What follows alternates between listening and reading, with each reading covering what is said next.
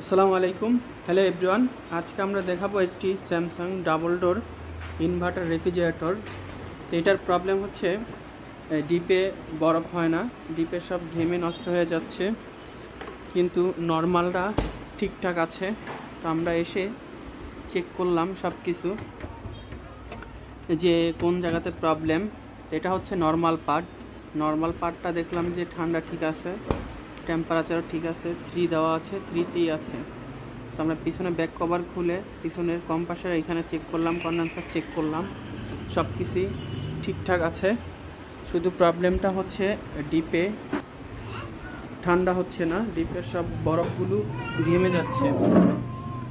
তো এটা হচ্ছে এটার যে মডেল বা স্টিকার এখানে সব কিছু দেওয়া আছে। তো এটা আমরা আজকে কাজ করব। এই যে নর্মালে ঠিকঠাক ঠান্ডা হচ্ছে, এটা ঠিক আছে, এটা ডিপে ঠিক ঠান্ডা হচ্ছে না, ডিপে কোনো ঠান্ডা এগুলো নেই। সব নরমাল লিখতে হবে।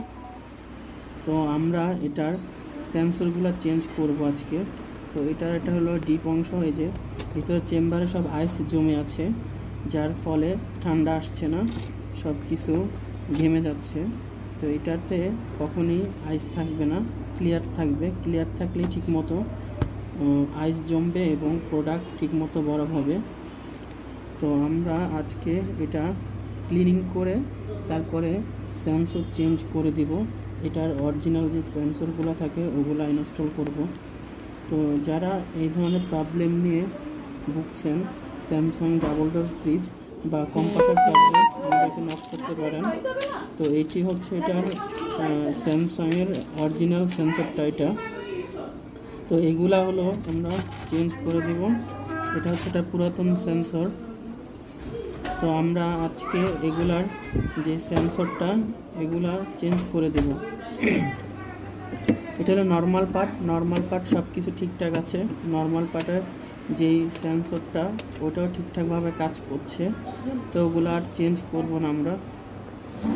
তো এগুলা দেখে আমরা সব চেঞ্জ করে এটা আবার পুনরায় চালু করে দেব, কারণ এটা পুরোটা বরফে ভরা ছিল, তাই একদিন বন্ধ রাখা হয়েছে। তো আপনাদের এই ধরনের কোনো প্রবলেম যদি ফেস করেন আমাদের সাথে যোগাযোগ করতে পারেন। এটা হচ্ছে এটা নর্মাল পার্টের যে চেম্বার ওইটা, তো ওইটাও আমরা চেক করছি যে ঠিকঠাক সব কিছু আছে কি না। তো এটা খুলে দেখলাম যে সব কিছুই ঠিকঠাক আছে, কোনো প্রবলেম নাই, কোনো সমস্যা দেখা যাচ্ছে না এটাতে। তো এটাতে আমরা কাজ করব না, কিন্তু এটা খুলে সার্ভিসিং করে দিয়েছি, সব কিছু ঠিকঠাকভাবে সেটিং করে দিচ্ছি। তো এই ধরনের